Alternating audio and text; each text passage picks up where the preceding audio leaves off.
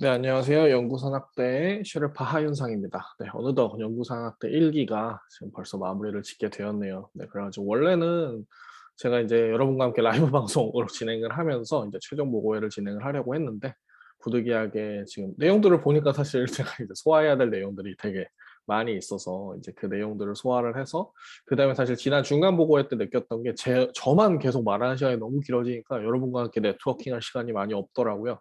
그래서 이번에는 부득이하게 제가 이제 중간 보고회 때 했던 것처럼 남은 4주차의 논문들에 대해서 이제 리뷰들을 진행을 하는 거를 영상으로 찍어서 이제 여러분께 공유를 드리고 여러분께서 그것을 보고 그걸 바탕으로 이제 최종 공유에서는 이제 저희가 함께 좀 소통하는 시간들로 좀 꾸리려고 이제 부득이하게 이렇게 영상을 찍게 되었습니다. 네, 그래가지고 이제 영상 내용들을 진행을 할 텐데요. 네. 원래는 이제 좀 미리 찍어드려서 이제 보여드리려고 했는데 생각보다 이제 내용들도 깊고 좀 내용들을 분류하는 데에도 시간들이 좀 걸리는 바람에 아마 이제 최종 성과 보고회랑 별도로 여러분이 이제 논문들을 확인하실 때 보시면은 좋을 것 같고요. 중간 보고회 때도 말씀을 드렸지만 사실은 이제 기후위기의 분야 자체도 너무 좀 다양한 편이고 이제 저도 약간 그런 부분들에서 모든 내용들을 자세하고 깊게 설명을 해드리긴 좀 어려울 것 같아요. 그래갖고 이제 그냥 이런 논문이 있구나 정도로 그냥 훑고 소개를 해드리는 시간으로 이제 이 시간을 그냥 사용을 하셨으면 좋겠고요. 그래갖고 이제 이 곳에 나온 지난 4주 동안에 진행되었던 논문들에 대해서 간단하게 좀 보는 시간 가졌으면 좋겠습니다. 네, 오늘도 좀 빠르게 진행을 하도록 할게요. 네.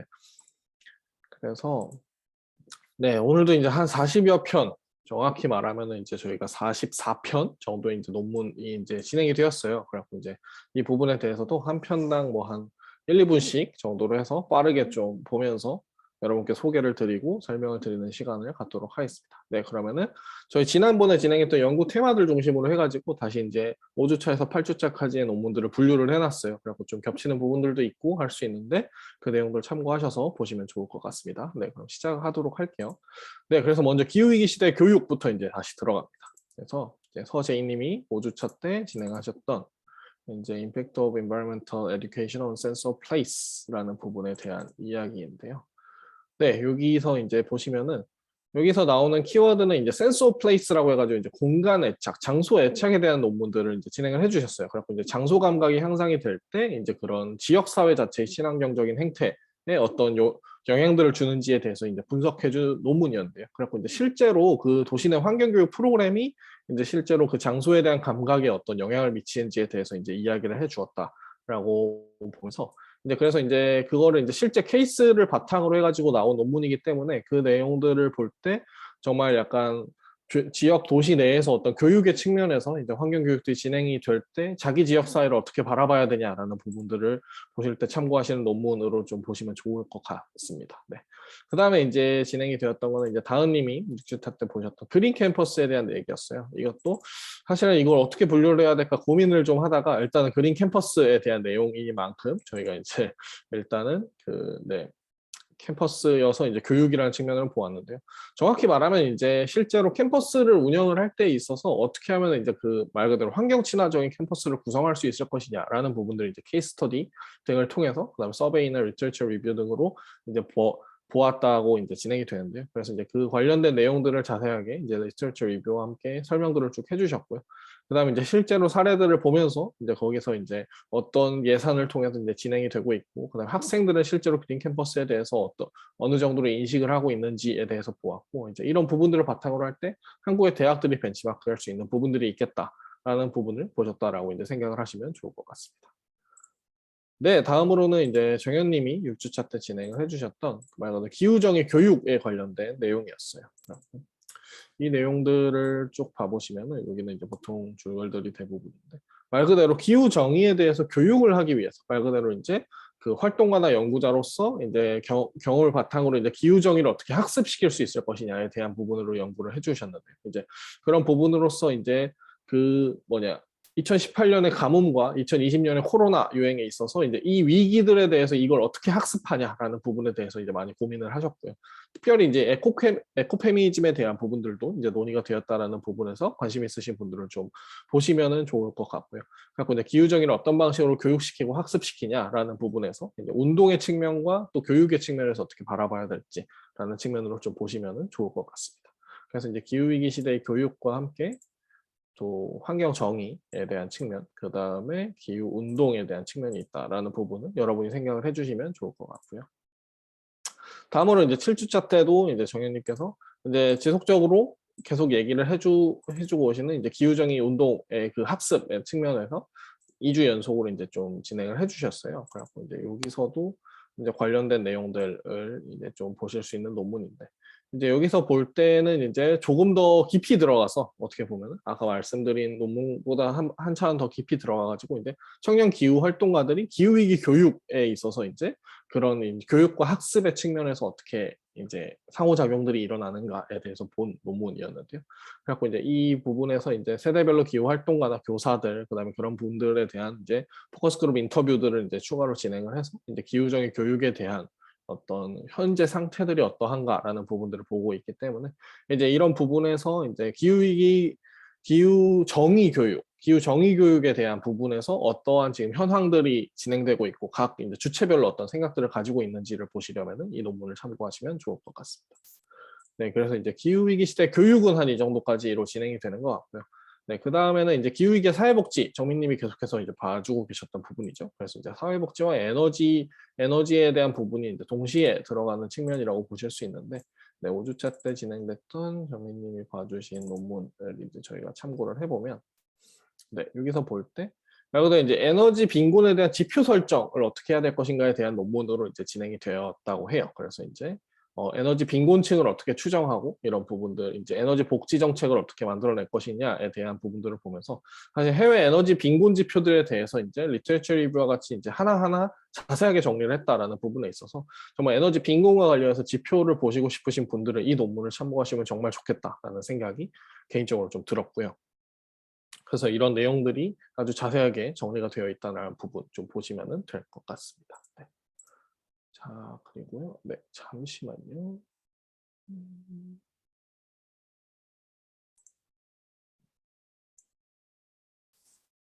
네, 다시 진행하겠습니다. 네. 네, 그러고 이제 정민님이 6주차 때 그대로 이제 추가적으로 진행을 해주셨던 부분은 특별히 이제 6주차 때는 저소득 가구의 에너지 소비 및 빈곤에 미치는 요인에 대해서 이제 봐주신 논문을 참고해 주셨어요. 네, 그리고 여기서 볼 때는 여기 이제 이 표가 대표적이라고 할 수 있겠는데, 그러니까 에너지 빈곤이 이제 어떤 방식으로 복합적으로 작용해서 나타날 때 어떤 경로들을 통해서 이제 그런 에너지 빈곤이 나타나냐. 특별히 여기서 볼 때는 이제 그 절대적 에너지 빈곤과 상대적 에너지 빈곤을 나누어서 이제 분석들을 해 놓았었어요. 그래갖고 이제 절대적 에너지 빈곤과 상대적 에너지 빈곤에 있어서 이제 어떤 요인들이 이제 그 빈곤을 만들어내는 어떤 경로로서 이제 작용을 하는가라는 부분들이 좀 있었고, 그다음에 그것에 미치는 변수들이 무엇인지를 하나하나 자세히 설명했다라는 부분에 있어서 이제 여러분이 좀 참고하실 만한 논문이다라고 이제 생각이 들었고요. 그 다음에 이제 기후위기 시대의 도시계획에 대해서 이제 이야기를 한 부분은 이제 보통 서인님 자주 이제 이야기해 주셨고, 이번 현우님도 같이 얘기를 해주셨는데, 네, 먼저는 5주차 때 서인님 보셨던 부분은 기후변화 대응을 위한 도시재생 계획 요소가 무엇이냐, 도시재생의 측면에서 이제 기후위기 변화 대응을 어떻게 볼 것이냐라는 부분을 봐주신 논문이었는데요. 네, 이것도 한번 같이 보시면은, 네, 여기서는 이제 말 그대로 기후변화에 대응하는 방식의 도시재생 사업에 있어서 이제 그 내용들의 약간 그 우선순위를 어떻게 결정을 할 것이냐라는 부분을 이제 복합적으로 분석한 논문이라고 좀 생각을 하시면 될 것 같아요. 그리고 이제 전문가들 대상으로 계층 분석 기법으로 이제 인터뷰들 등을 진행을 해가지고 어떤 요소들을 가장 우선순위로 두냐라는 부분들을 이제 인터뷰를 통해서 도출을 해낸 내용이고요. 그래갖고 이제 그 측면에서 사실 도시계획에 있어서 굉장히 복합적인 요소들이 진행이 되는데 그 요소들 사이에서 어떤 것들을 더 우선시하고 어떤 것들이 이제 좀 더 그 우선순위가 이제 차이가 있는지 등을 이제 종합적으로 볼 수 있다는 측면에서 이제 이 논문을 참고를 하시면은 좋을 것 같고요. 네. 그런 측면에서 이제 도시 재생에 있어서 기후 변화의 측면에서 어떻게 계획을 해야 되는가를 참고하시려면은 이제 이 논문을 보시면은 굉장히 좋을 거라 생각이 됩니다. 네. 그다음에 이제 현우님이 진행을 해주신 논문에 있어서 이제 그 폭염 현상을 바탕으로 해서 이제 기후 불평등이 어떻게 도시 가운데서 이루어졌는가를 봐주신 논문이었어요. 또 굉장히 흥미롭게 봤던 부분이었는데, 이제 이거는 일종의 기후 정의와 그다음에 도시 계획과 그다음에 어떤 정책과 이런 부분들이 환경 정의 그다음에 계획이 약간 복합적으로 나타난 논문이라고 좀 볼 수가 있는데요. 그래서 이제 이 부분을 볼 때도 이제 그 내용들을 볼 때 사실은 폭염이라는 그 예시를 통해서 이제 폭염 관련돼서 이런 이제 지도를 그리게 된 거죠. 그래갖고 이제 우리나라에서 이제 기후위기, 그러니까 폭염 등이 이제 발생을 했을 때 그것이 이제 가장 약간 어디서 가장 많은 피해를 입는가라는 부분들을 이제 그 어떤 여기서도 이제 계층 분석 등을 통해서 이제 진행을 했고, 그 다음에 이제 추가적인 이제 양적 방법론을 통해서 이제 분석을 했는데, 이제 이런 부분들을 볼 때 여기서 이제 현우님이 얘기를 해주셨던 부분은 이제 지방에 부정위가 집중되어 있지 않을까라고도 생각을 했는데, 생각보다 이제 도시 내에서도 부정위가 집중되는 영역들이 굉장히 많다라는 부분들이 새롭게 도출됐다는 게 흥미로웠다라고 얘기를 해주셨고요. 그다음에 또한 이제 다양한 기후 부정의 지표들이 존재한다는 것. 그다음에 이제 그에 따라서 이제 이런 지도들이 사실 만들어져야 제대로 된 약간 그 각 적재적소에 맞는 정책들을 수립을 할 수 있기 때문에 그런 의미에서 굉장히 의미가 큰 논문이었다라고 이제 여러분들이 봐주시면 좋을 것 같습니다. 네. 이 논문을 보시는 것도 추천을 드리고요.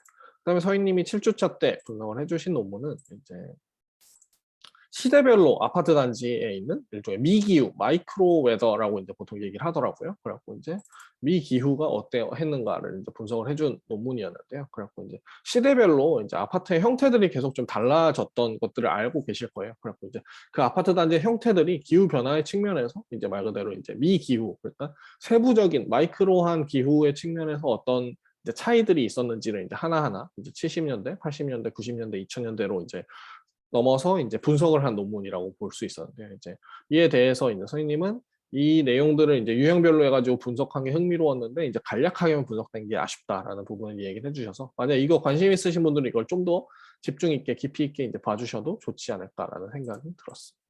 네. 기후위기 시대의 도시계획은 한 이 정도로 보실 수 있을 것 같고요. 그 다음에 이제 사실 저희가 많이 좀 다뤄지고 있는 기후위기의 기업에 대해서도 이제 볼 수 있을 것 같은데요. 이제 특별히 이제 ESG에 대한 얘기들이 계속해서 많이 나오고 있는 것 같아요. 그래서 이제 이 부분을 보셔도 이제 지환님이 5주차 때 봐주신 이제 ESG 체제에 따른 이제 유럽연합의 대응, 그래서 ESG와 기후변화의 측면에서 이제 봐주신 논문이었는데, 그래서 이제 ESG의 측면에 있어서 어떠한 이제 유럽 연합에서 이제 어떻게 대응하고 있고 그 동향이 어떤지를 전체적으로 분석한 논문이라고 좀 봐주시면 좋을 것 같아요.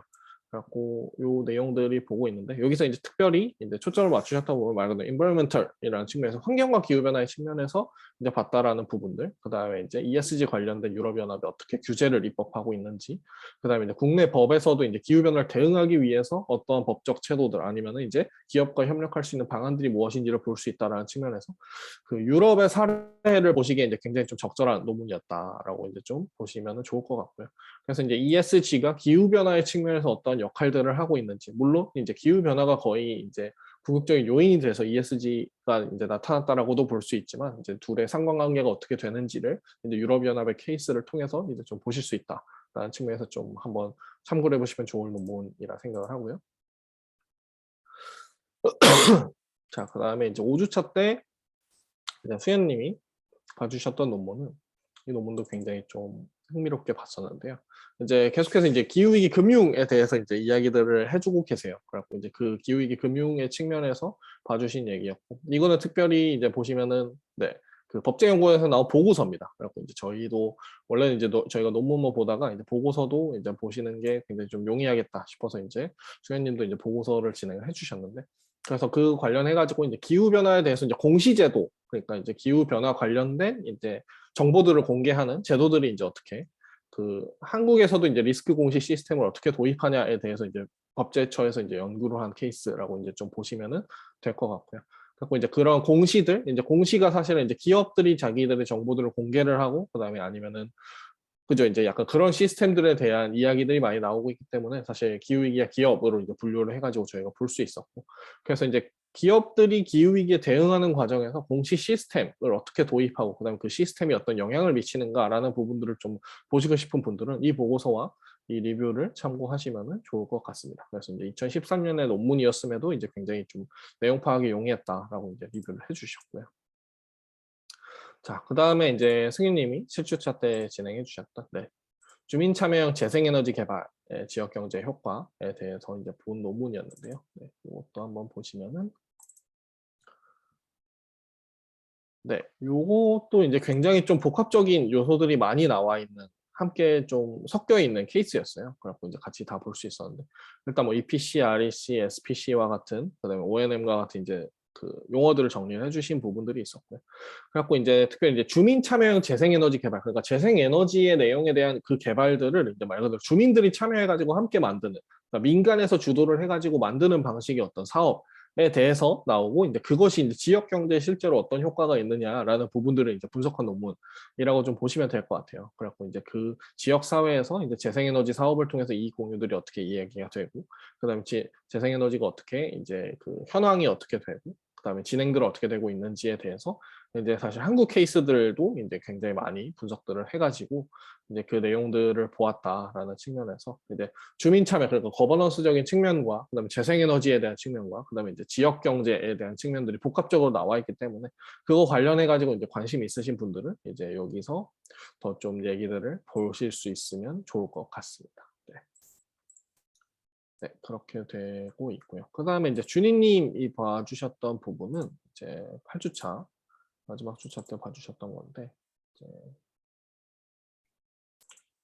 네, 말 그대로 요거는 이제 넷플릭스의 ESG 보고서를 이제 봐주시고 이제 이에 대해서 분석하신 논문이라고 좀 보시면 될 것 같아요. 논문보다 이것도 이제 보고서에 가깝죠. 그래갖고 이제 그러니까 넷플릭스라는 이제 기업의 케이스를 가지고 와가지고 이제 ESG, 그러니까 말 그대로 여기서 환경, 그다음에 이제 사회, 소셜, 그다음에 지배 구조, 거버넌스라는 측면에서 이제 어떻게 이제 진행들을 하고 그다음에 관련된 이제 활동들을 진행을 하고 있는가라는 부분을 이제 봐주신 내용이어서 사실 ESG가 실제로 어떤 방식으로 기업에서 운영되고 있는지를 이제 넷플릭스의 사례, 넷플릭스가 발간한 이제 ESG 보고서를 분석한 보고서를 이제 활용을 함으로써 이제 어떤 방식으로 진행이 되고 있구나를 좀 보고 계셔서, 그래서 ESG 관련해서 관심 있으신 분들은 이제 이 논문, 이 보고서와 리뷰를 참고하시면 좋을 것 같습니다. 네, 그러고 이제 마지막 8주차 때 또 이제 현우님이 봐주셨던 부분이었는데, 그래서 요거는 이제 ETS, EU ETS라는 시스템에 대해서 이제 좀 소개를 해주신 논문이라고 보시면 될 것 같아요. 그렇고, 네, 요거는 이제 유럽연합 배출 거래 시스템에 대한 부분들을 이제 이야기를 해주고 있는 건데, 그러니까 말 그대로 EU ETS라는 게 이제 Emission Trading System, 그러니까 말 그대로 배출 거래 시스템이라고 여러분이 생각을 하시면 될 것 같아요. 그래갖고 이제 실제로 이제 그 교토 프로토콜 이후에 이제 EU ETS라는 시스템이 2005년에 나와서 실제로 이제 그럼 거의 한 15년 가까이 진행들이 됐잖아요. 이제 그런 부분에서 이제 기간별로 나누어 가지고 이 활동들이 얼마나 효과적이었는지를 이제 실제로 분석한 논문이라고 좀 보시면은 될 것 같고요. 그래서 일종의 배출거래 시스템이 사실 그 당시에 굉장히 좀 획기적인 시스템이라고 이야기가 되었었는데 그것의 이제 효과들이 실제로 어떠했나라는 것들에 관심이 있으시면은 이제 그거 관련해 가지고 이제 이 논문을 참고를 하시면은 좀 좋을 것 같습니다. 네, 그래서 이제 기후위기가 기업, 그러니까 약간 정확히 말하면 이제 기업 개별의 문제도 있고, 그 다음에 이제 기업이 어떻게 공시를 하거나 아니면 어떻게 그런 배출권을 거래를 하거나 약간 이런 시스템들에 대해서 전반적으로 봤다라는 측면에서 기후위기가 기업에 대해서 저희가 볼 수가 있었고요. 그 다음에 이제 가장 많이 나온 테마 중에 하나인 기후위기 정책에 대해서 이제 좀 본격적으로 한번 같이 보도록 할게요. 그리고 이제 기후위기 정책에 있어서는 이제 준희님이 이제 5주차 때 진행을 해주셨던 기후변화 시대의 아프리카 식량 안보에 대한 부분. 저희가 이제 지난 이제 중간 보고회 때도 저희가 아프리카 관련된 식량 안보, 그다음 뭐그 사우스 아프리카 관련해서도 이제 그 내용들이 있었던 것들을 여러분이 기억을 하실 텐데, 이제 그와 관련돼서 이제 봐주신 논문이라고 생각을 하시면 될 것 같고요. 그래서 이제 아프리카에서 이제 어떤 아프리카의 그 경제 성장들을 돕고 지원을 하는 그런 방식들이 있었는데 그걸 이제 약간 기후 위기의 방식으로 어떻게 좀 바라보고 이제 그것이 이제 또 식량 안보라는 요소랑은 또 어떻게 연결들이 되는가라는 부분들을 이제 좀 분석한 논문이었다라고 이제 여러분이 생각을 해주시면 될 것 같고요. 그래서 이제 대신 이제 여기서 이야기해 주시다시피 이제 기후 변화라는 포커스보다는 약간 식량 안보에 좀 더 초점을 맞춘 이제 기후 변화 시대의 아프리카 식량 안보였지만 식량 안보라는 거를 중심으로 해서 본 논문이었다라는 부분을 이제 좀 봐주시면 좋을 것 같고요. 그럼에도 사실은 이제 아프리카라는 그 특성, 그다음에 이제 식량 안보라는 어떤 국제 협력적인 이슈가 이제 기후 변화 시대에 따라서 어떤 고민들을 갖고 있는지를 보시기에 이제 굉장히 좋은 논문이라고 생각이 됩니다. 네. 그다음에 이제 부영님께서 이제 계속해서 이제 정책 관련해서 좋은 논문들을 계속 소개를 해주셨는데요. 그래갖고 이번에는 이제 세계화 정책 네트워크 관점에서 본 잠시만요. 네, 가끔씩 이렇게 크게 열릴 때가 있습니다. 그래서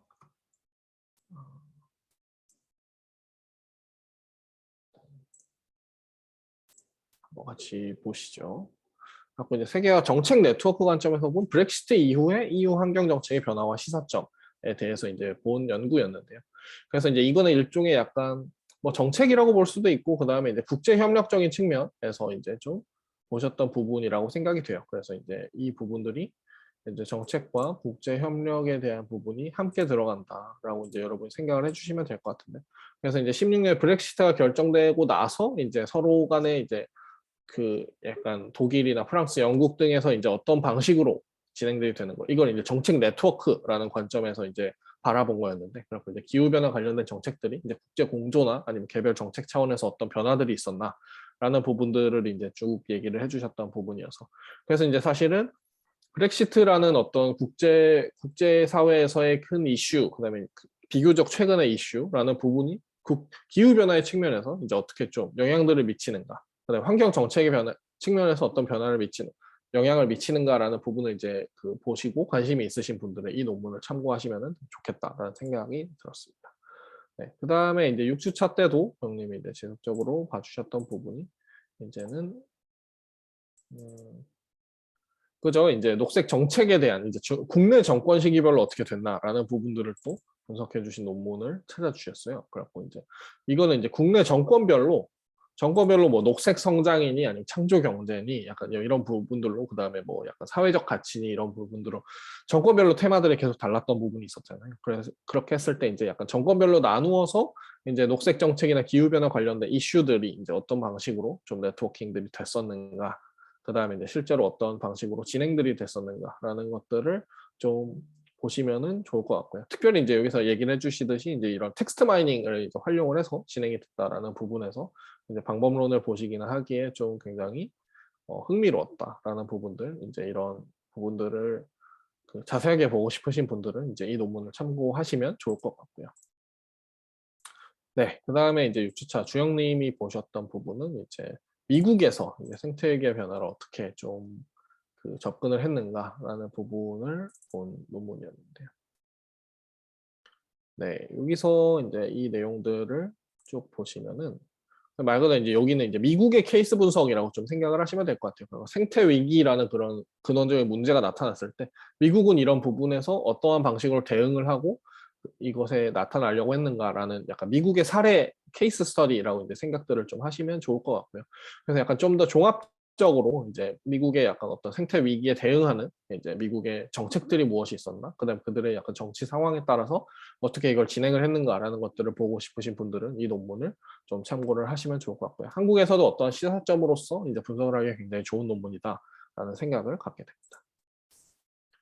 네, 그 다음에 이제 7주차 주님께서 봐주신 논문은 그 다음에 이제 탄소 중립이 지속 가능한 경제 성장과 양립하는가라는 부분에서 이제 고민을 해주셨던 논문이었는데, 이것도 이제 굉장히 제가 흥미롭게 봤었는데, 네, 여기서도 이제 얘기들이 쭉 나올 때, 네, 보통 이제 탄소 중립 선언을 하면서 이제 몇 년까지 이제 탄소 중립을 하겠다라는 부분도 저희가 예전에 그런 어떤 정책들, 그다음에 다른 기업들에서 나오는 정책들에서도 이제 얘기들이 쭉 나오고 있었는데, 이제 그것과 그다음에 이제 지속 가능한 경제 성장, 그러니까 경제 성장률 또한 이제 계속해서 지속적으로 가져가야 되는데 이거 자체가 어떻게 양립할 수 있는가, 그다음에 그거에 맞는 탄소 중립 정책을 어떻게 수립해야 되는가라는 부분에서 이제 좀 그 두 가지 축을 어떻게 균형 잡히게 가져갈 수 있을까를 고민한 그런 논문이라고 좀 생각을 하시면 될 것 같습니다. 그래서 사실 경제 성장에 대한 측면과 탄소 중립에 대한 측면이 어쩌면은 같이 갈 수 있는 요소들도 있고, 그다음에 사실은 또 모순적으로 서로가 양립할 수 없는 지점들도 분명히 존재를 하는데, 그런 부분들을 이제 좀 더 약간 경제학적으로 깊이 보면서 이제 그 약간 해결책들을 어떻게 찾아 나갈 것인가에 대한 함의를 보여주는 논문이라고 보시면 될 것 같아서, 그래서 약간 경제학적인 측면에서 약간 탄소 중립과 경제 성장이 양립하는 부분, 양립 가능성에 대한 부분들이 관심이 있으신 분들은 이 논문을 참고하시면 좋을 것 같습니다. 그다음에 요거는 이제 승윤님이 아까 보셨던 그 주민참여 재생에너지에 대한 부분도 사실 기후위기 정책으로 볼 수 있기 때문에 같이 참고를 시켰고요.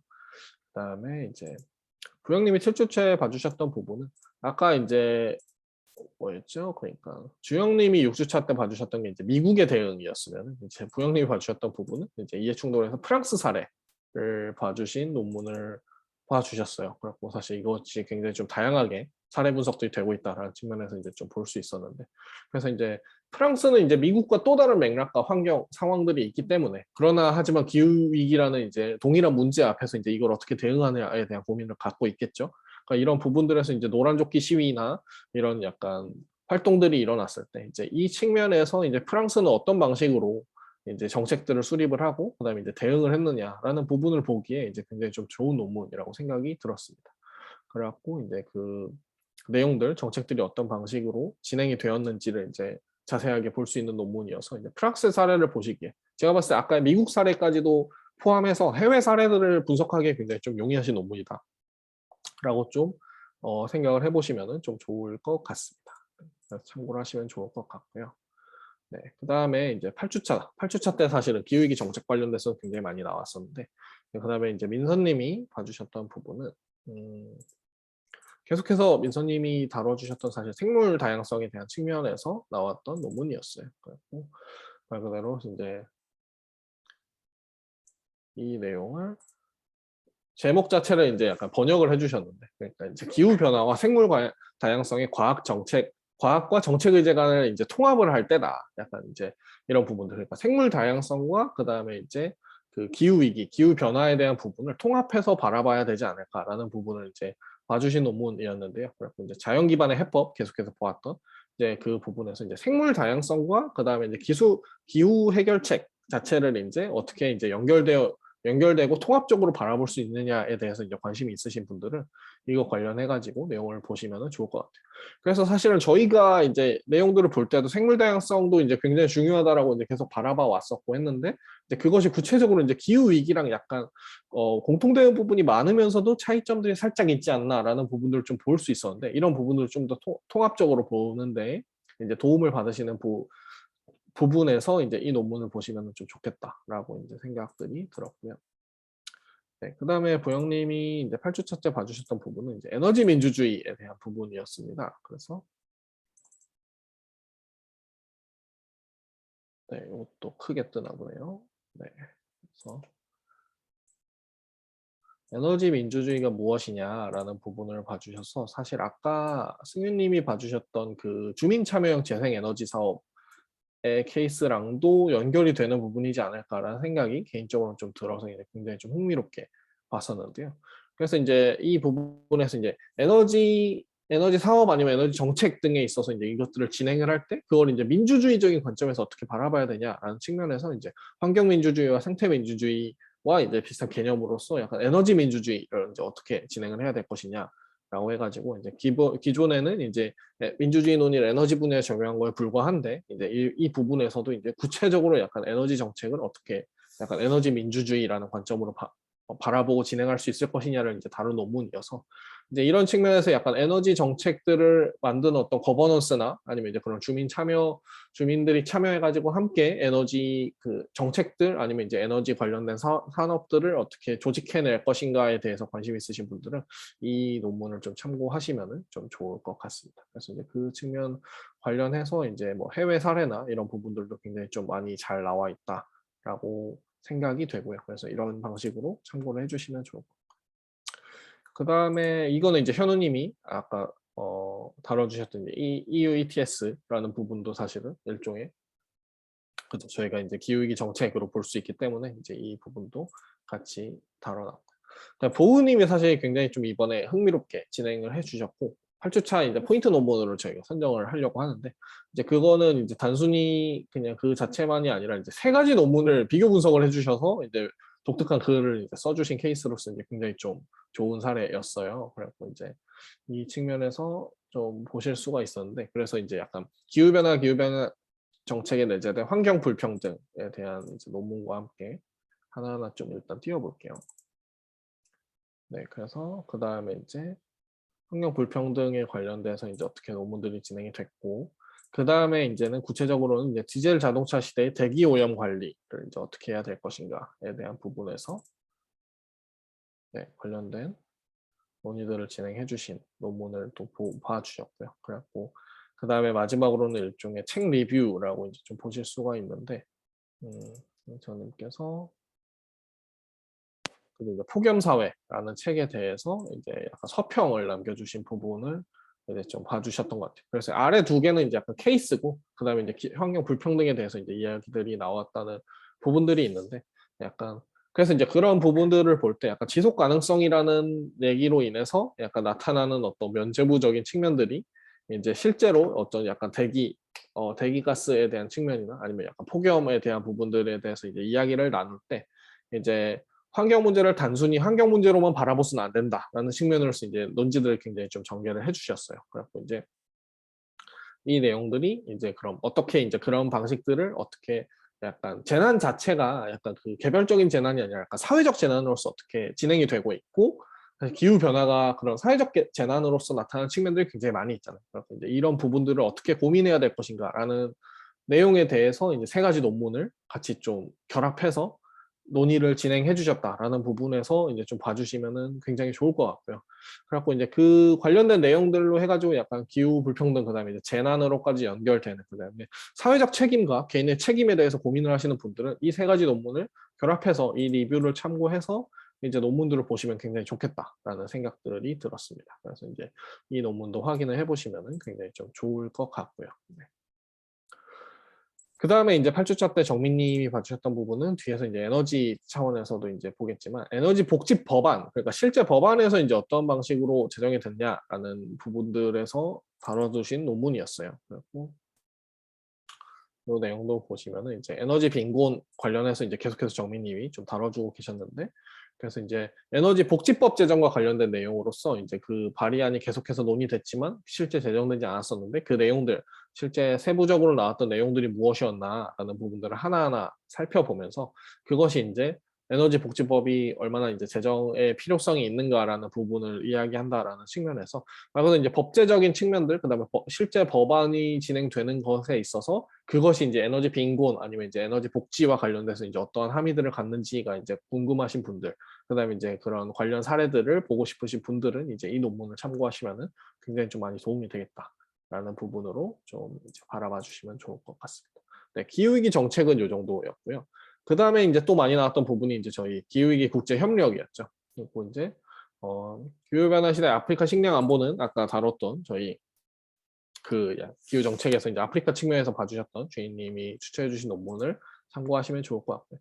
그다음에 이제 부영님이 봐주셨던 그 EU 이후의 환경 정책에 대해서도 이것도 이제 국제 협력의 측면에서 바라보시면 좋겠다라고 생각들이 들었고, 그 다음에 이제 6주차 때 윤정님이 봐주셨던 부분은 특별히 이제 교토 의정서와 몬트리올 의정서를 이제 비교해 주신 이제 그런 논문이었다라고 볼 수 있을 것 같습니다. 네.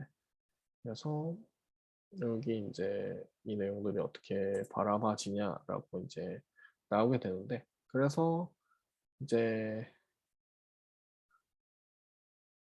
그죠, 이제 교토 의정서에서 이제 몬트리올 의정서로 이제 쭉 얘기들이 진행되는 과정에서 이제 몬트리올 의정서가 이제 성공적이었다라고 이제 생각을 하고 이제 그것에 대한 이유들에 대해서 쭉 이제 설명을 해준 그런 논문이었다라고 이제 좀 보시면 될 것 같아요. 그렇고 기존에 저희가 이제 앞선 주차들에서 분석되었던 어떤 COP와 관련된 부분에서 이제 어떻게 그 요인들이 어떻게 성공적이었냐라는 것들을 보는 연장선상에서 좀 봐주시면은 좋을 것 같은데, 또 의정서에 비해서 몬트리올 의정서가 갖게 되는 어떤 약간 함의들이 무엇이었나라는 부분들을 보셔서 근데 이런 것들을 볼 때 약간 국제 협약 관련해 가지고 이제 그 의정서들이 어떤 방식으로 변화되어 왔고 각 요소들이 어떤 것들이 실제 감축 목표들을 이루는 것에 좀 더 영향들을 미치는지 등이 이제 궁금하신 분들은 이 논문들을 이제 확인하시면은 좀 좋을 것 같습니다. 네, 그래갖고 사실은 그래서 이제 몬트리올 의정서 자체가 이제 약간 오존층 보존 관련해가지고 진행했던 내용이었는데 여기서 이제 함의들을 끌어내서 이제 좀 더 나은 국제협약을 만들기 위해서 어떤 요인들이 필요하냐라는 것들을 좀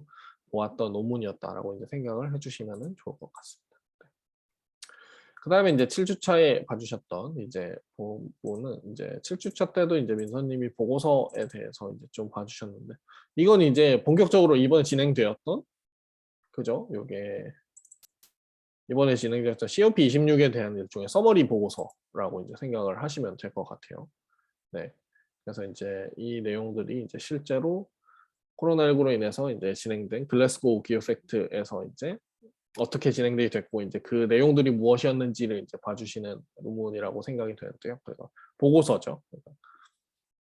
그래서 실제로 주요 결정문들이 어떤 방식으로 진행이 되었고 실제로 어떤 활동들이나 선언들이 일어났는가라는 부분을 좀 볼 수 있어서 이제 계속해서 저희가 이제 기후협약 관련된 그 논문들이나 평가들을 보고 있었는데 가장 최근의 내용들을 이제 그 요약해서 나온 보고서라고 생각을 하실 수 있고요. 사실 이제 논문들은 이거보다 조금 기간이 있은 이후에 이제 평가나 아니면 이제 그거 관련된 제언들이 이제 논문화돼서 나오겠죠. 그러기 전에 일종의 약간 오리지널 컨텐츠로서 이제 이 내용들을 확인하시기에 굉장히 좀 좋은 논문이었다. 좋은 보고서였다라고 이제 좀 봐주시면 될 것 같습니다. 네.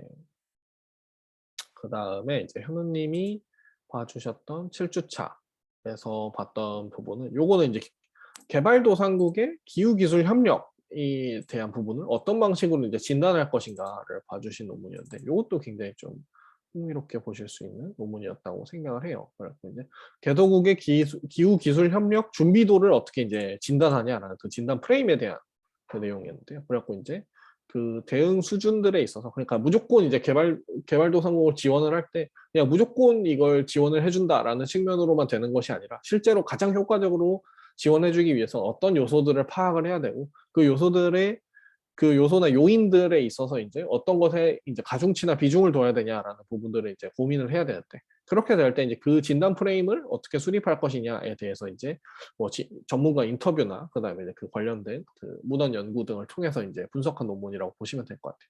그래서 기술 협력 그다음에 이제 기후 위기에 있어서도 국제 협력이 점점 중요해지고 있는데 거기서 이제 좀 더 세부적으로 들어가서 이제 정확히 어떤 요소들을 이제 도움을 주는 것이 이제 개도국에서도 이제 기후 기술 협력에 있어서 좀 더 효과적이냐라는 부분들을 이제 파악하시기에 굉장히 좀 용이한 논문이었다라고 생각들이 들어서 근데 그 부분에서 이제 기후 기술에 관련돼서도 관심이 있으실 때 이제 그거 관련된 지원들을 어떻게 해야 되냐라는 것들을 보고 싶으시면 이 논문을 참고하시면 좋을 것 같습니다. 네, 그 다음에 이제 8주차 때 계속 진행을 해주셨던 게 이제 EU ETS 이것도 이제 국제 협력의 차원에서 이제 그 배출 거래 시스템을 볼 수 있기 때문에 저희가 이제 여기 국제 협력에도 넣었고 이 논문 리뷰도 국제 협력의 차원에서도 좀 참고를 하셔도 좋을 것 같고요. 그 다음에 이제 다은님 이 8주차 때 봐주셨던 이제 국제 기구가 시행하는 이것도 이제 개도국 대상 기후변화 프로젝트의 이제 성공 요인, 요거는 성공 요인을 분석한 논문이라고 이제 좀 보시면 될 것 같습니다. 그래서 여기서도 이제 그러면 이제 여기서는 세계은행에서 이제 진행되었던 프로젝트들을 이제 중에서 이제 성공 요인, 성공 사례들을 이제 모아가지고 그 요인들이 무엇이었나라는 것들을 보는 부분에서 사실 아까 그 기후기술 협력 관련해서 나왔던 요인들과 이제 연계를 해가지고 같이 보셔도 좀 굉장히 좋을 것 같아요. 그리고 이제 실제 케이스들 단계에서 이제 그 세계은행에서 시행했던 프로그램들이 이제 실제로 프로젝트들이 실제로 그 약간 효과적이었다라고 이제 판단되는 케이스들이 이제 그 특징들이 뭐였나라는 부분들에서 이제 예시나 아니면 그다음에 그 특징들을 이제 분석해 주었다라는 측면에서 좀 봐주시면 좋을 것 같아요. 그래서 사실 국제협력 차원에서 기후 위기를 대응하는 측면의 국제협력을 고민하시는 분들은 이제 이런 성공 케이스들을 분석한 논문을 이제 같이 보시면 굉장히 좀 좋을 것 같습니다. 그래서 이제 사실은 약간 여기서도 근데 얘기를 하듯이 사실 일반화시키거나 이제 약간 시사점을 갖기에는 조금 한계들이 있지만 그래도 이제 중요하게 생각해야 될 지점들이 무엇이 있는가를 이제 보실 수 있는 굉장히 좋은 논문이었다라고 이제 생각들이 들고요. 자, 그 다음에 이제 8주차 때 진행이 되었던 부분은 이것도 이제 교토 의정서 관련된 이야기였는데요.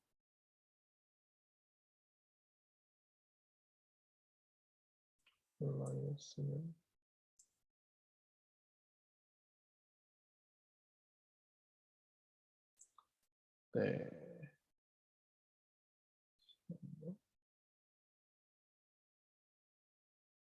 음,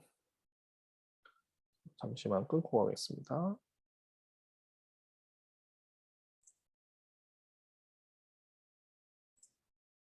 네, 다시 진행을 해보도록 할게요. 네. 그래서 이제 네, 이 논문이 이제 제가 이제 파일이 있었는데 파일이 갑자기 유실이 돼가지고 이제 그걸 다시 복구하느라고 좀 잠깐 끊고 갔었는데 네.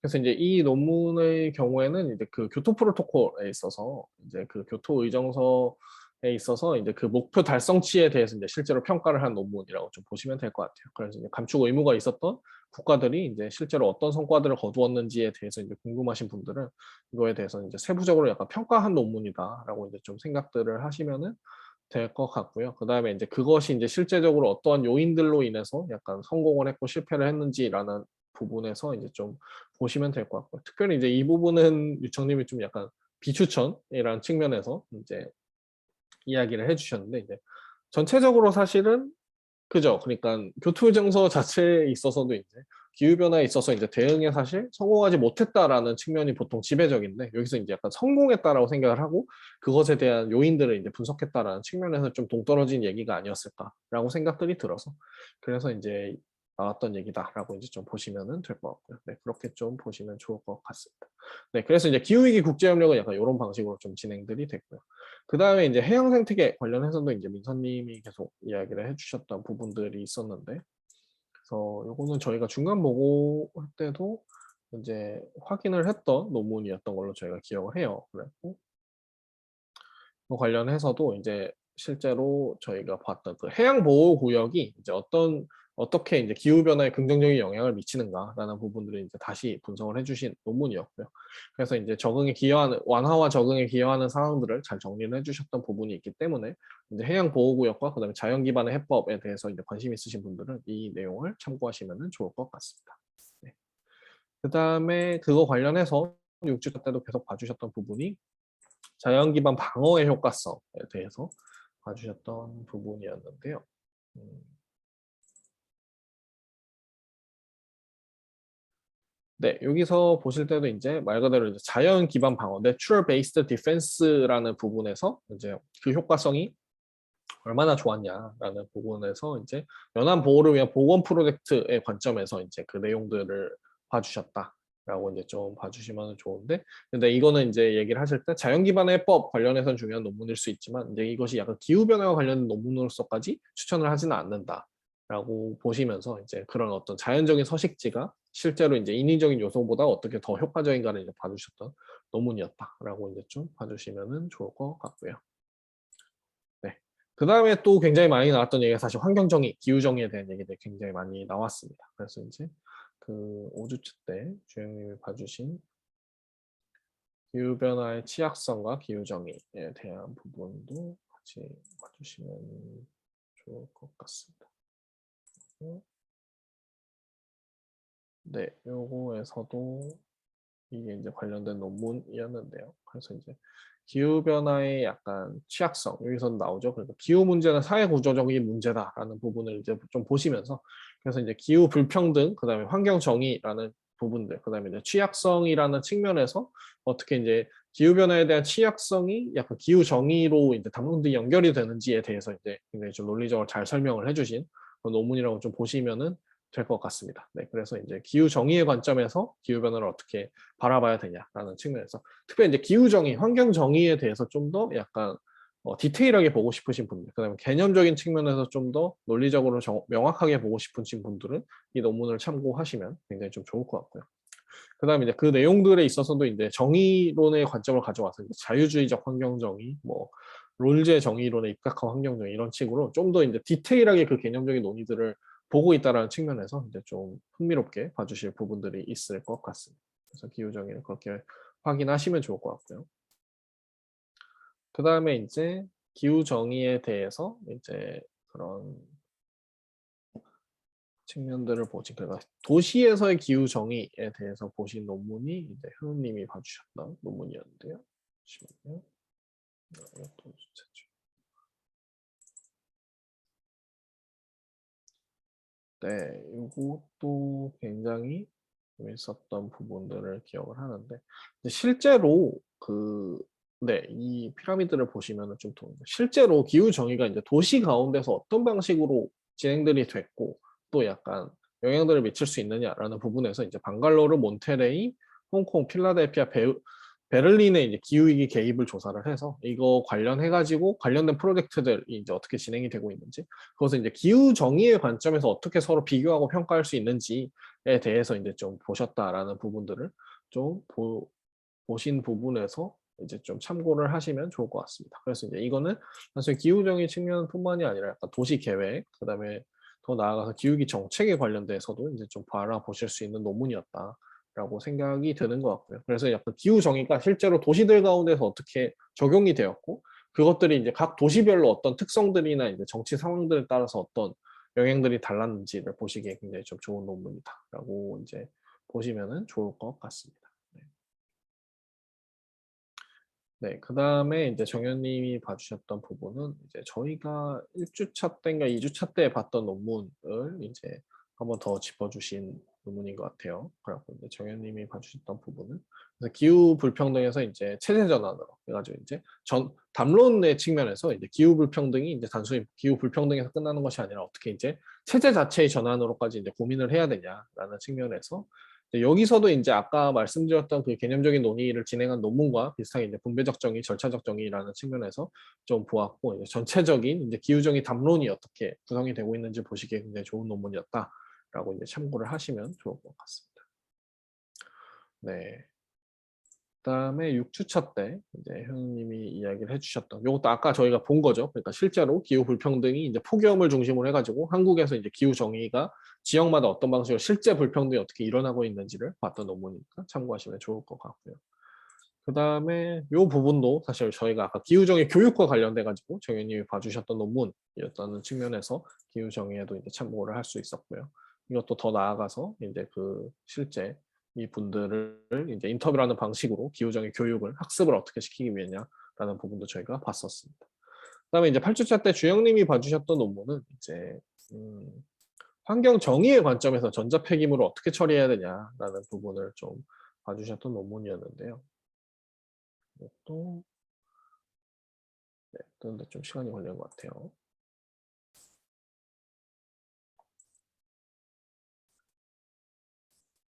네, 환경 정의의 관점에서 전자 폐기물이 어떤 방식으로 처리되는지를 보여주는 논문이었다라고 이제 생각들을 좀 하시면 될 것 같고, 네. 그래서 이제 전자 폐기물 자체도 사실은 이제 약간 그 유해 폐기물 처리 관련해서 이제 사실 기후 위기에 굉장히 큰 영향을 미치는 어떤 요소 중에 하나인데 그거 관련해서 유해 폐기물 관련해서 이제 국제적으로 합의를 한 게 이제 바젤 협약이라는 부분들이 있다고 해요. 그래서 이제 이런 부분들에서 이제 그 폐기물 수입이 금지된 나라로 수출을 할 수가 없는데 이제 용도가 변경돼서 이제 수출들이 일어나고 있고 이제 그런 측면들이 이제 실제로 환경적인 관점에서 이제 분석들을 해봤을 때 얼마나 이제 기후 부정의가 일어나고 있는지라는 부분들을 봤다라는 측면에서 근데 단순히 이제 그 폐기물 처리나 이런 부분들도 사실은 저희가 기존에는 약간 폐기물 처리 자체를 줄여야지라는 어떤 물리적인 측면 아니면 좀 더 일반적인 측면에서만 접근을 했으면 사실 이것도 이제 기후 정의와 부정의의 차원에서 이제 어떤 힘의 관계라던가 아니면 그 과정에서 나타나는 어떤 그런 불평등에 대한 이슈들까지 고민을 해서 이제 처리 과정들을 바라봤다라는 측면에서 이제 굉장히 좀 이제 매력적인 논문이었다라고 이제 보시면 될 것 같습니다. 네, 그리고 이제 보호님이 세 가지 같이 분석을 해주셨던 기후변화 정책과 개발, 그 다음에 이제 그 불평등에 대해서 이제 어떻게 바라볼 것인가. 그러니까 기후변화 정책과 그 다음에 이제 실제로 기후변화에서 나타날 때 그 불평등을 어떻게 볼 것인가에 대해서 세 개의 논문으로 봐주셨던 부분도 이제 기후정의 측면에서 좀 바라보실 수 있을 것 같습니다. 네. 그 다음에는 이제 CCUS 저희가 이제 초반 주차에 굉장히 많이 나왔던 논문이었죠. 그래서 이제 승윤님이 6주차 때도 관련 논문을 이제 분석을 해주셨는데, 그래서 이제 실제로 이거는 이제 법적 기반과 개선점을 어떻게 만들어내야 되냐라는 측면에서 이제 CCS를 이제 어떻게 또 실증을 하고, 그다음에 이제 이걸 상용하기 위한 이제 법적인 방식이 이제 무엇이 있을까? 이제 정책적인 문제점과 그다음에 이제 그것을 어떻게 이제 대응을 해야 되냐. 그러니까 사실 CCS나 CCUS도 굉장히 많은 어떤 투자나 그다음에 이제 굉장히 많은 개발들이 필요하기 때문에 정책적으로 이걸 지원해주는 법안 자체가 필요한데 실제 지금 법안의 문제점과 그다음에 개선점이 무엇인지를 본다라는 측면에서 이제 굉장히 좀 약간 유의미한 논문이라고 좀 생각을 하시면 될 것 같고요. 네, 그 다음에 이제 기후 운동 차원에서 이제 저희가 계속 봤던 이것도 이제 다시 볼게요. 왜냐면 아까 보셨던 이제 정현님이 봐주셨던 부분이 기후 운동을 그러니까 기후 정의에 대해서 기후 운동의 차원에서 기후 학습을 어떻게 해야 되냐라는 부분에서 굉장히 복합적으로 진행이 된 논문이었다라고 볼 수 있어요. 그래서 이제 다양한 부분에서 이제 넣었던 부분에서 이제 각 두 가지 논문을 참고를 하시면 좋을 것 같고요. 그 다음에 이제 수현님이 8주차 때 봐주셨던 부분 이제 정리를 해주셨던 부분은 커뮤니케이션의 측면에서 좀 봐주신 논문이었어요. 그리고 한국 사회 커뮤니케이션과 이제 커뮤니케이션 세계와 기후 운동의 차원에서 이제 봐주셔서 보는데 한국 사회에서 대중적 기후 운동은 가능하냐라는 부분에서 이제 왜 한국에서 대중적인 기후 운동이 일어나지 않을까라고 이제 볼 때 이제 그 측면들을 이제 좀 더 깊이 있게 한국에서 이제 기후 변화 문제나 운동 자체가 어떤 방식으로 형성이 됐는지, 그다음에 한국의 어떤 커뮤니케이션 체계, 그다음에 이제 운동의 측면에서 이제 국내 뭐 연구 세계나 커뮤니케이션의 측면에서 어떤 현상들과 이제 상황들이 있는지를 좀 더 입체적으로 분석을 함으로써 왜 대중적인 기후 운동 자체가 이제 일어나기가 어려울까라는 부분을 고민을 한 논문이라고 생각하시면 될 것 같습니다. 그래서 이것도 약간 전략적인 차원에서 이제 기후 운동이 대중화되기 위해서 어떻게 고민을 해야 될까를 보시기에 굉장히 좀 좋은 논문이었다라고 생각을 하고요. 그다음에 이제 정현님이 8주차 때 봐주셨던 부분은 약간 네, 요거는 정치화에 관련된 이제 논문이라고 좀 보시면은 좋을 것 같아요. 그래갖고 이제 그 기후 위기의 측면에서 내용들을 볼 때 실제로 이제 기후 위기의 어떤 학생 운동 그룹들을 이제 실제로 인터뷰들을 진행을 해서 그래서 이제 운동에 참여한 사람들이 어떤 방식으로 정치화되냐, 그다음에 이제 운동 안에서의 정치화가 무엇이냐라는 부분들을 이제 봐주신 논문이라고 좀 보시면 될 것 같아요. 그리고 기후 정의 운동의 케이스에서 이제 그러니까 말 그대로 운동과 정치의 관계, 그다음에 운동에서 이제 정치화로 어떻게 넘어가냐라는 그 프로세스들을 굉장히 좀 깊이 있게 다룬 논문이다라고 이제 좀 생각을 하면 될 것 같고, 그래서 이제 단순히 기후 운동 차원에서 그것들을 이제 해결하는 방식으로서 어떤 정치화되는 방식들이 이제 어떻게 진행이 되는지가 궁금하신 분들은 이 논문을 또 참고를 하시면 좋을 것 같습니다. 네, 기후 운동은 또 그렇게 보면 될 것 같고요. 그다음에 이제 기후 위기 시기의 건축, 창결님이 계속해서 봐주시는 부분들은 이제 7주차에 보시면은 여기서도 이제 여기는 이제 그 그죠? 네, 돔 쉘터. 그러니까 난민 캠프에서 여전히 살고 있는 분들이 많이 있는데 이제 기후 위기 관련해 가지고 나타나게 되는 어떤 기후 난민들 등이 이제 나타나게 될 때 그런 캠프에 적합한 소형 돔 쉘터를 이제 어떻게 만들 수 있을까에 대해서 이제 계속 봐주신 논문이라고 해요. 그래서 이제 난민 캠프에 적합하게 이제 좀 더 용이하게 만들 수 있는 돔 쉘터를 이제 어떻게 만들고 그에 대한 공법들이 무엇이 있나라는 부분들을 이제 어떤 이제 그 케이스와 그다음에 이제 그 내용들을 바탕으로 해서 이제 진행이 됐다라는 부분에서 이제 실제로 이제 기후 난민 등으로 이제 나오기가 이제 굉장히 좀 어려운 상황들이 진행이 될 수 있는데 이제 그렇게 될 때 이제 실제로 만들기 좋은 어떤 쉘터들을 만들려면 어떻게 해야 되냐라는 부분들을 고민을 한 내용이다라고 생각들을 하셔서 그래서 실제적으로 이것들을 약간 기후 위기에 기후 재난에 대한 대응으로서 이제 바라봐 주시면 굉장히 좀 좋을 것 같습니다. 그래서 이제 관련된 내용들을 좀 보시면 좋을 것 같고요. 8주차에서도 이제 이거 관련해 가지고 얘기가 나올 때 구호 건축 관련해 가지고 이제 논문들을 동시에 다뤄 주셨어요. 그렇고 요거는 이제 석사학위 논문 자체를 이제 다 읽어 주셨는데 이제 여기서도 이제 요 석사학위 논문 자체가 이제 구호 건축의 시대적 변화와 특성에 대해서 이제 분석을 하신 부분이었는데 계속해서 이제 챙결님이 진행해 주셨던 어떤 기후 재난에 대응하는 건축물들의 관점에서 사실 이제 구호 건축이란 부분이 이제 굉장히 중요해질 것이다. 라고 이제 보실 수 있는데 그렇게 될 때 구호 건축이 지금까지 어떤 방식으로 이제 변화되었고 이제 진행이 되었는지를 이제 쭉 잘 볼 수 있는 내용이었다라고 생각을 하고요. 그다음에 이제 그렇게 될 때 이제 그 관련된 모델들, 네, 그 뭐랄까, 그 이 모델은 이제 약간 그 건축 모델인 게 아니라 그다음에 이제 협력 모델이 이제 어떤 방식으로 진행됐는지들을 이제 보셨고 관련된 키워드들도 잘 정리를 해두셔서 이제 이거 관련해서도 이제 구호 건축 관련해서 이제 고민이 있으신 분들은 이제 이 논문과 이 논문 리뷰를 좀 참고하시면 굉장히 좋을 것 같습니다. 네, 그 다음에 이제 생물 다양성에 대해서 계속 나왔던 얘기들이 이제 저희가 아까 보았던 거죠. 그러니까 기후 변화랑 생물 다양성이라는 이제 이슈 자체를 어떻게 통합해서 통합적인 관점으로 볼 것이냐를 보시기에 이제 굉장히 좀 좋은 논문이었다라고 생각이 들고요. 네, 그다음 기후 변화 예측 관련해서 이것도 저희가 포인트 논문으로 선정을 했었던 얘기였죠. 그래갖고 네, 기후난민의 한가한 책 읽기라는 측면에서 여러 가지 책들을 이제 복합적으로 바라봐 주신 어떤 논문 아니면 이걸 서평이라고 해야 될까요? 약간 개간에서 나온 에세이라고 좀 보시면 좋을 것 같은데 대신 이제 약간 인류세, 자본세, 레퓨지아, 크툴루세라는 라는 부분들을 이제 좀 다양하게 봐주시면서 이제 실제로 이제 그 인류세라고 이제 이야기가 되는 이제 그 어떤 기후 위기의 어떤 상황들, 현상들에 대해서 어떻게 바라보고 고민을 해야 되는가라는 부분들을 이제 굉장히 좀 잘 적어주신 그 내용이라고 좀 보시면 될 것 같습니다. 그래서 이제 그거 관련해서도 어떻게 고민들을 하고 계신지라는 말 그대로 그죠? 어떻게 지금 이 상황을 바라보고 그다음에 이제 어떻게 이 상황들을 대처해야 될까라는 부분에서 고민을 하시는 분들이 읽기에 굉장히 좀 좋으신 글이라고 저 개인적으로 생각을 했습니다.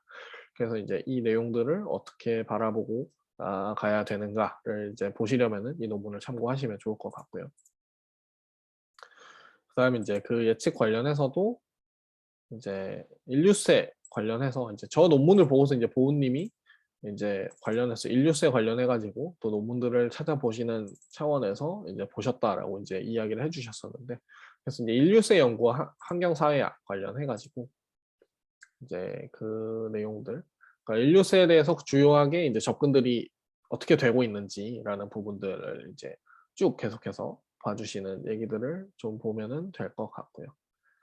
그래서 그 내용들이 그죠? 요 측면들처럼 이제 어떠한 사회과학적으로 이제 접근들이 진행이 되어 왔는지, 그다음에 이거를 약간 기후 위기를 바라보는 일종의 관점으로서 좀 생각을 하시고 또 바라보시면은, 그다음에 인류세 관련해서 좀 깊이 있게 알아보고 싶으신 분들은 이제 이 논문을 참고하시면 굉장히 좋을 거라고 생각이 듭니다. 네. 그렇게 됐고요. 그 다음에 이제 또 많이 나왔던 얘기가 이제 에너지 관련된 부분이었죠. 네, 에너지 관련된 부분도 앞서 말씀드린 부분이랑 저희가 이제 그 사회복지 내용 볼 때 이제 에너지 빈곤에 대해서 이제 지표들에 대해서 정리한 논문이 있었던 부분도 에너지로 보실 수 있을 것 같고요. 그 다음에 이제 승윤님이 5주차 때 봐주셨던 부분은 이제 연배님 논문이었는데, 네. 정부 출연 에너지 R&D 기관이 이제 온실가스 배출량들에 대해서 이제 나오고 있는 부분들이 있는데, 그래서 이제 정부 출연 에너지 R&D 기관들은 이제 그 내용들에 대해서 사실 이제 정보 내용들이 수집하기가 용이하기 때문에 이 부분들에 대해서 이제 분석을 할 수 있는 요소들이 있었던 것 같아요. 그래서 이제 한국에너지기술연구원의 온실가스 배출량 변화에 영향을 미치는 요인들을 이제 분석을 해서 2007년부터 20년까지 배출량과 그다음에 그 요인들에 대해서 이제 하나하나 실증적으로 분석한 논문이라고 이제 보시면 될 것 같고요. 그래서 특정 케이스로서 이제 약간 온실가스 배출량이 어떤 방식으로 변화가 되고 이제 그 내용들이 어떻게 구성들이 되는지 또 공공기관의 측면에서 어떻게 좀 볼 수 있는지를 이제 보신 논문이라고 생각을 하시면 좋을 것 같고요. 네. 그 다음에 이제 성우님이 6주차 때 봐주셨던 부분은 이제 소득 불평등이 석유 자원이 소득 불평등에 어떤 영향을 미치는가라는 부분도 이것도 이제 굉장히 흥미롭게 봤던 부분이었는데요. 그러니까 인컴 이퀄리티와 그 다음에 이제 오일 리소스의 어떤 상관관계라는 부분을 이제 미국의 사례로서 이제 보셨던 부분이었던 것 같아요.